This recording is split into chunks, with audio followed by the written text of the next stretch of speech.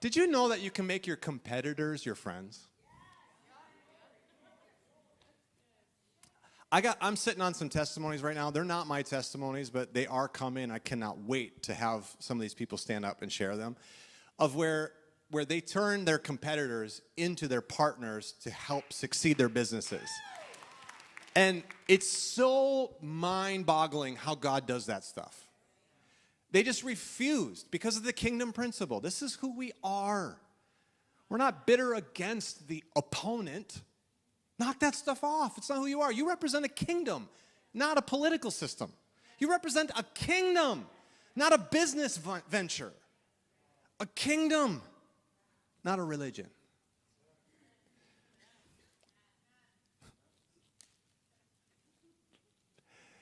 I love this one. Here we go. I'm like tensing up. Sorry. Here we go. Be of the same mind towards one another. Don't be haughty in mind. Associate with the lowly. Do not be wise in your own estimation. Never pay back evil for evil to anyone. Okay? This statement, remember, think of the context. This statement is being made to Roman citizens. Right? Be of the same mind towards one another. Don't see yourself as, I'm a citizen and you're not. Don't see yourself as haughty. Don't have a position of, you don't have a voice and I do. Don't see yourself in terms of, okay? Don't be wise in your own estimation. That means don't think you're right and they're wrong.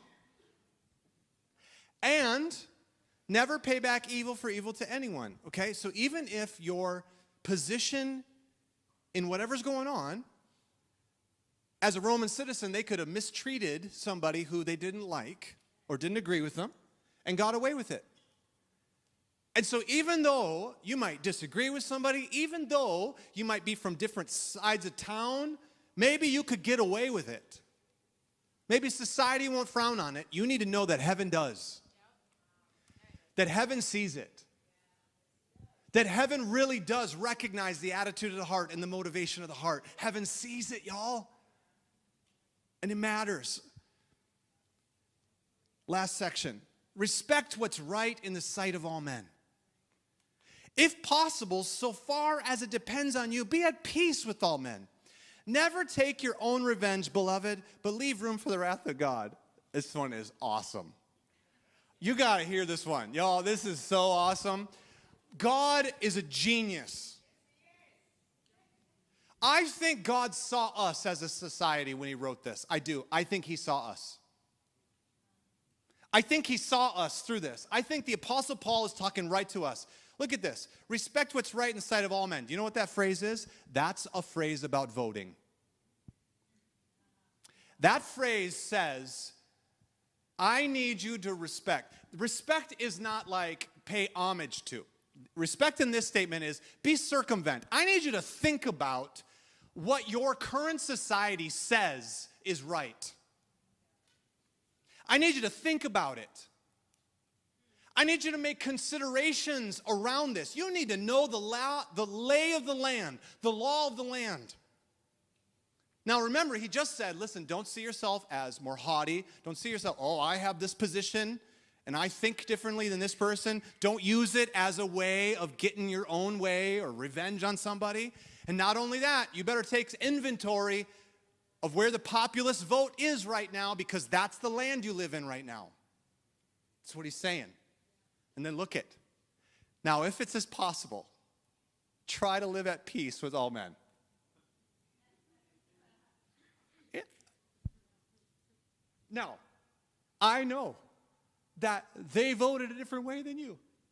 But if at all possible, would you please try to live at peace with them?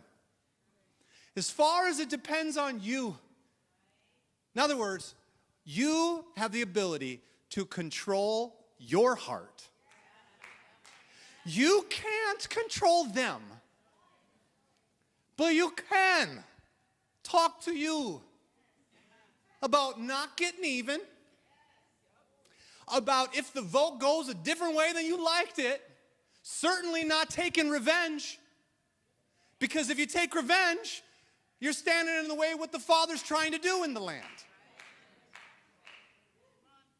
And all of this is in the context of an emperor that was about to kill Paul,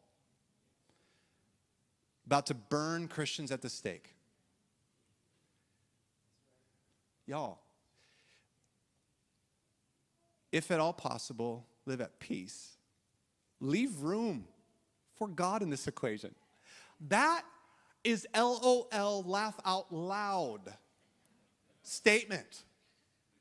Like God saw us. He saw our moment. He saw, like, wow, we gotta cling to brotherly love. Why? Because we're gonna disagree with each other. We got to be devoted to one another, not out of issues, can't go there. We need to know that we know. We need, even though the world might be going crazy and everyone agrees that this is the way that's right and that way is wrong, that even in that situation where it might violate conscience to you, that you should take inventory of the law of the land. Why? So you can live at peace. Try to live at peace with people. Don't allow those contentions to violate relationship. Leave room for God. And how do you introduce God into the situation? How do you cause the wrath of God to be kindled in such a way that he brings an end to evil in your land? How do you do it? If your enemy's hungry, you should feed him. If he's thirsty, give him a drink. In so doing, you'll heap burning coals on his head. There's another phrase that talks about it quickening the judgment. That how you get God involved is by taking your own hand off of trying to make things happen, trying to repay, trying to get vengeance, trying to get our way, that stuff. You take your hand off of that button, and instead you reach for your food and you bless them. You don't try to make them your enemy. You go, oh, no, these are people, and God loves them so much. I can't partner with the idea, but I definitely can love you as a human. Feed them, water them, love on them. And in so doing, you will quicken their process where the Lord intervenes in their life. How do you overcome evil? With good. With good. We overcome evil with good. By being kind, by demonstrating the Father's love to a broken world. You are the light of the world. How are they ever going to get a glimpse? Jesus washed the feet of the one who betrayed him. He saw the betrayal coming, but he didn't treat him as an enemy. He loved him all the way to the end. That's what that verse said. I read to you earlier. He loved them all the way to the end. That includes Judas. Y'all, he loves. It's how we win. Love wins.